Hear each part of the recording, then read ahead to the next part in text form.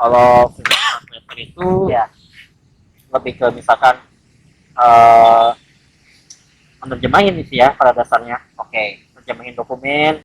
Terima kasih telah klik video dan audio dari Ari Area. Semuanya ada di sini. Semoga menghibur dan bermanfaat. Bikin CV ya, masukin ke sana dan alhamdulillah gitu gue keterima setelah interview dan training. Gue waktu di interview kan disodorin kertas gitu gini, dikasih kertas simbol-simbol fonetik doang isinya, suruh baca. Iya. Gue waktu itu bilang, anjir ini apaan, ini kayak cakar-cakaran kucing gitu kan, simbolnya yang simbol kayak simbol Mesir kuno gitu loh. Dapat ajar waktu jadi aku sebagai murid gimana? Aduh, berat. Aku bandel ya. Bandel banget. Bandel banget ya. Emang cewer nih kayaknya. apa? Lu dicewer nih kayak Assalamualaikum warahmatullahi wabarakatuh. Waalaikumsalam. Oke, selamat datang di channelnya Ari Area. Semuanya Ada di sini. ada di sini. Yeah. Oke.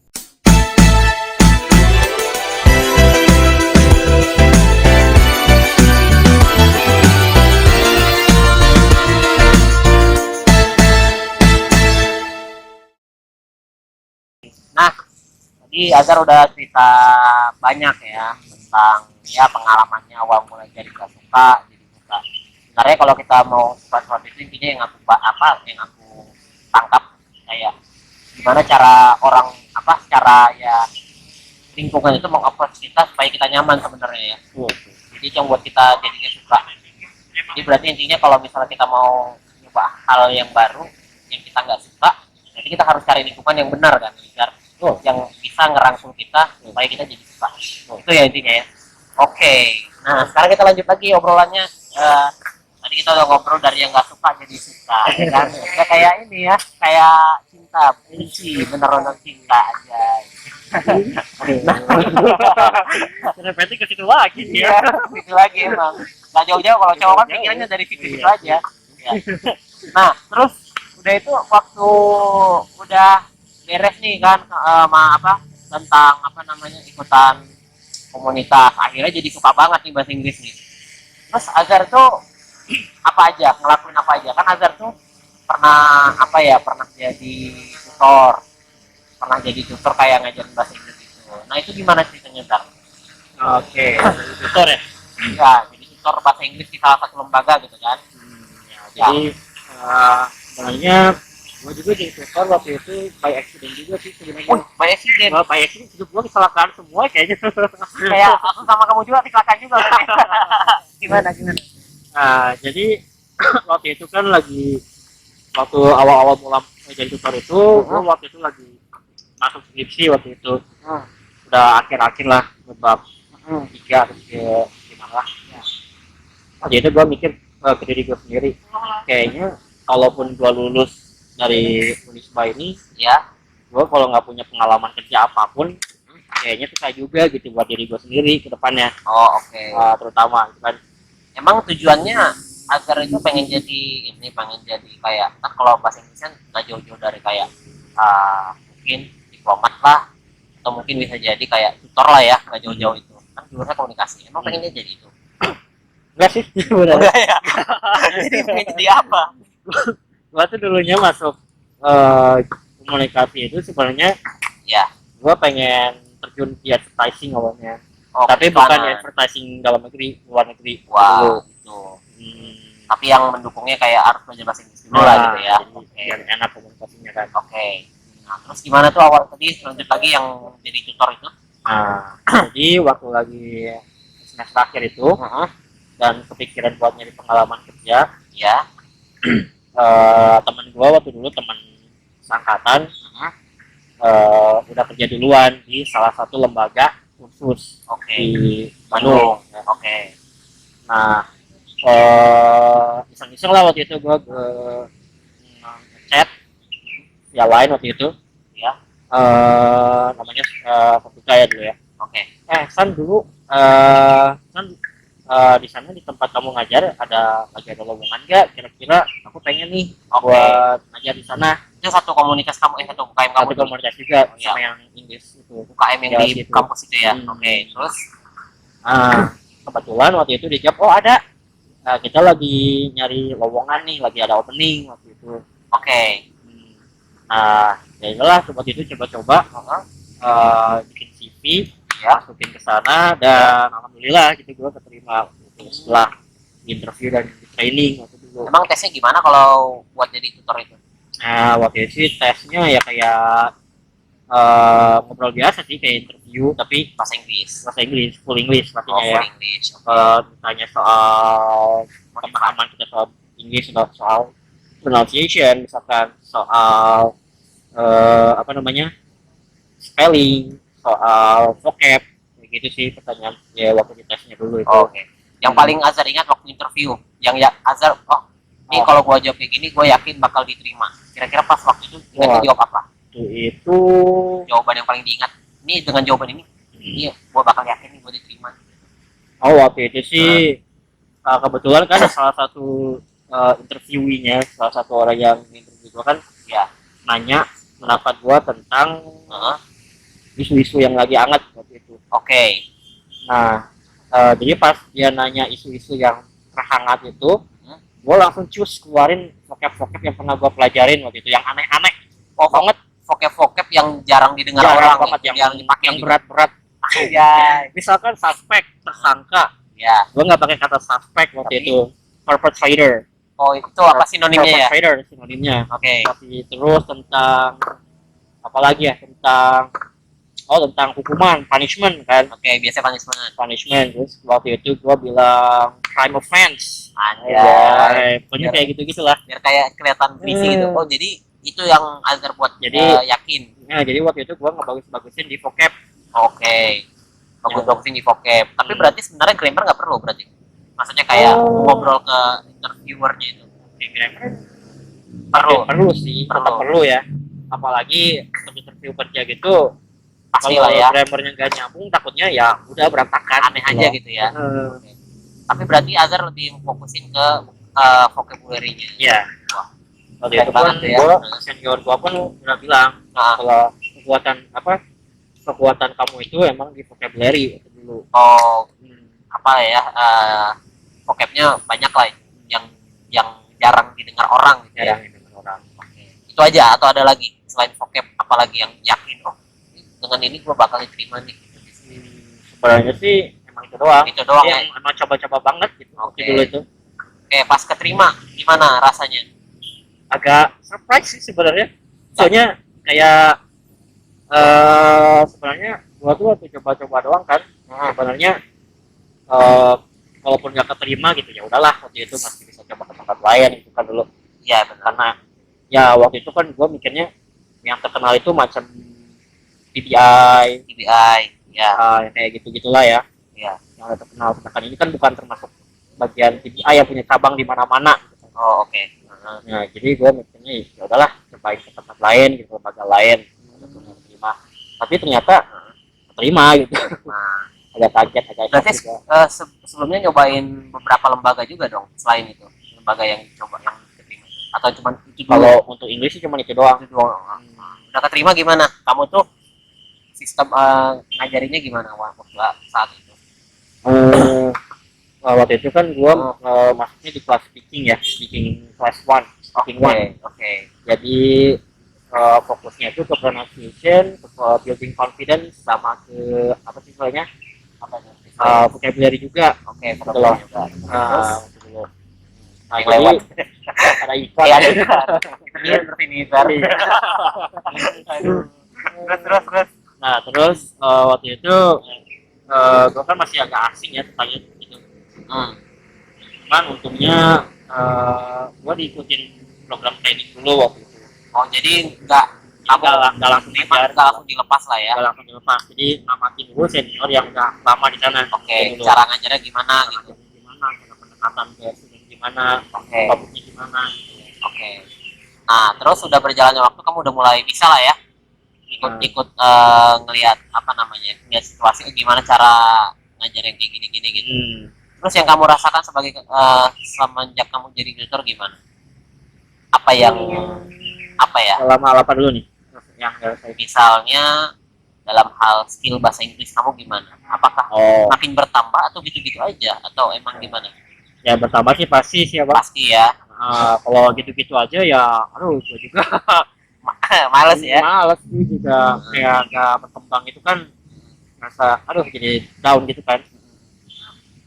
Ada sih perkembangan terutama gue belajar banyak hal-hal baru juga kayak misalkan fonetik misalkan gue waktu di interview kan disodorin kertas gitu gini dikasih kertas simbol-simbol fonetik doang isinya suruh baca Iya. gue waktu itu bilang anjir ini apaan ini kayak cakar-cakaran kucing gitu kan gak simbolnya simbol kayak simbol Mesir kuno gitu loh di bahasa Sanskerta ya. bahasa Sanskerta gitu anjir apa nih simbol aneh-aneh banget gitu gue awalnya gak ngerti itu fungsinya apaan sih gitu nah akhirnya gue kayak di kamus dictionary gitu ya. dictionary biasanya kan di buku-buku suka ada Ya, tuh ada ininya ada fonetiknya ya. fonetiknya Terus nah, itu sih salah satu hal yang gue pelajarin oke. dan gue baru gue lama-lama nih kalau dengan belajar fonetik itu kita bisa mempronal suatu kata dengan benar gitu kan. Oh, gitu. Jadi lebih benar cara pengucapannya ya. Soalnya kan ada beberapa bahasa Inggris kayak cara pengucapannya hampir sama, cuman ada yang kayak panjang pendeknya lah gitu ya. Kayak baca Al-Qur'an gitu ya. Kayak ada ikhlas, Ikhlas gitu ya. apa namanya? Gitu. Tajwid. Kok kita jadi belajar ngaji ya? Kita kan belajar bahasa Inggris ini. Nah, terus udah itu setelah itu, nah murid-muridnya gimana, Zar? Pada saat itu? Murid-muridnya sih untungnya di tempat gua ngajar dulu itu murid-muridnya rata-rata anak muda sih ya, anak-anak milenial gitu lah ya. Jadi maksudnya waktu gua ngajar juga nggak terlalu kaku gitu. Suasana belajar dalam kelas itu nggak terlalu kaku gitu, nggak terlalu boring gitu loh. Jadi ya gua let it flow aja gitu. Oke.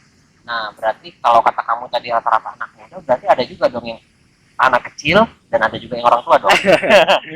Anak kecil ada anak kecil, tapi nggak kecil-kecil banget sih ya. Anak kira-kira SMP, SD, SMA, SMP. Oh, SMP. Itu berarti susah dong ngajarin kayak gitu. Bawel banget.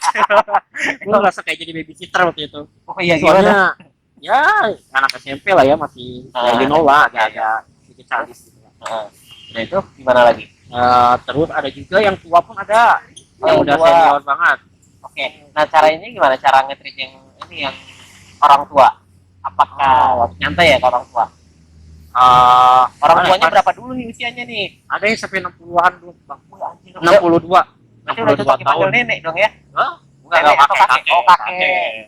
Cowok ya, kakek ya, kakek. Oke. 62 tahun udah tua. Waktu itu agak segen juga kan. Iya. Ngajarin yang lebih tua jadi kayak gak enak ya. Enak gitu. Tapi kalau misalnya yang tuanya sekitar 5 tahun di atas itu ya masih nyantai lah ya sebenarnya ya. Tapi surprisingly dia bagus banget bahasa Inggris. Terus ngapain dia belajar bahasa Inggris kalau dia udah kenapa dia nggak kayak jadi tutor aja sih? Dia kesepian kayaknya, Bang. Oh, temenin dong. Oh, dia kayak dia gimana? Dia itu pernah cerita kalau dia itu udah pernah ke Australia, pernah ke Selandia Baru, bahkan pernah ke Eropa juga. Jadi mungkin alasan dia join di lembaga kursus itu mungkin sih benar. Mungkin dia cuma butuh teman ngobrol aja gitu loh. Mungkin supaya nggak lupa kali ya tentang mungkin bahasa Inggris salah satunya gitu. Mungkin kayak salah satunya kayak gitulah. Kayaknya aku tahu deh orangnya itu. Iya. Siapa coba? Itulah pokoknya.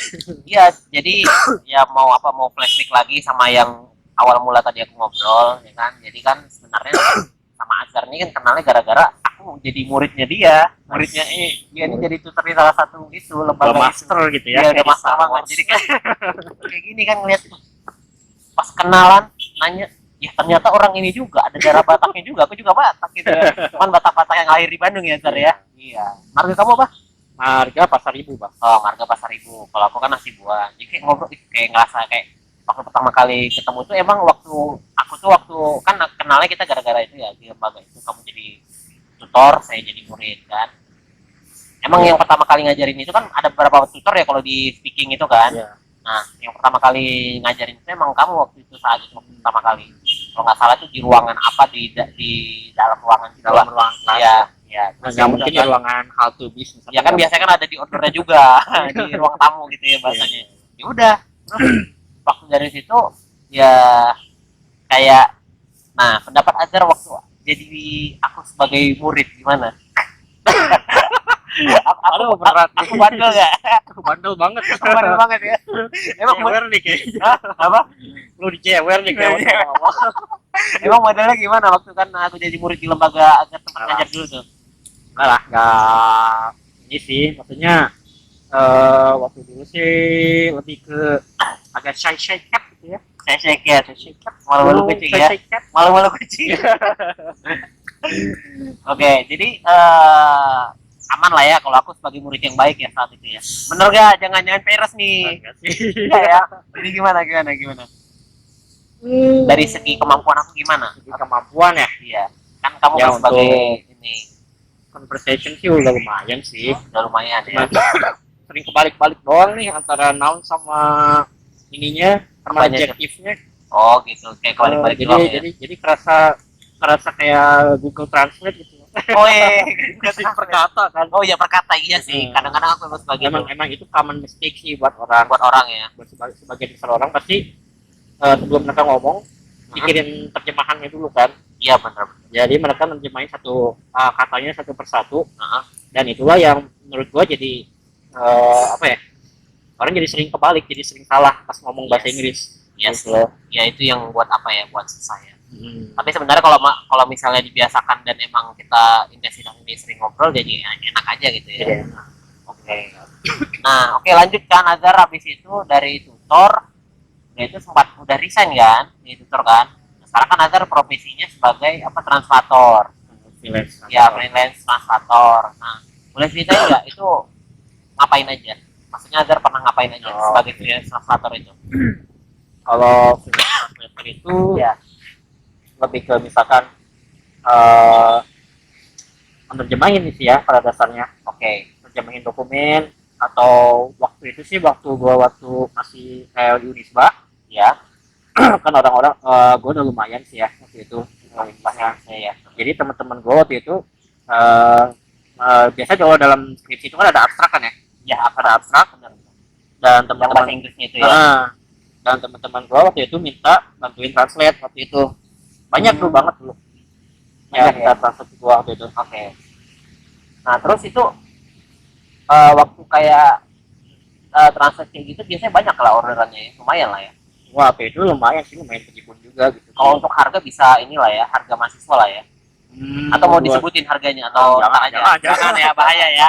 Ntar bisa personal chat aja Iya. ya. Berarti ntar kalau abis nge-record ini ntar aku masukin di deskripsi aja ya nomornya boleh. Boleh. Boleh ya buat Siap, nanti yang siap. buat butuh jasa Oke. translator atau butuh jasa buka jasa privat juga nggak? Buka dong. Privat hati. Oh. Kalau buat Kalau cewek-cewek privat kayaknya bukan bahasa Inggris deh kayaknya. jadi apa?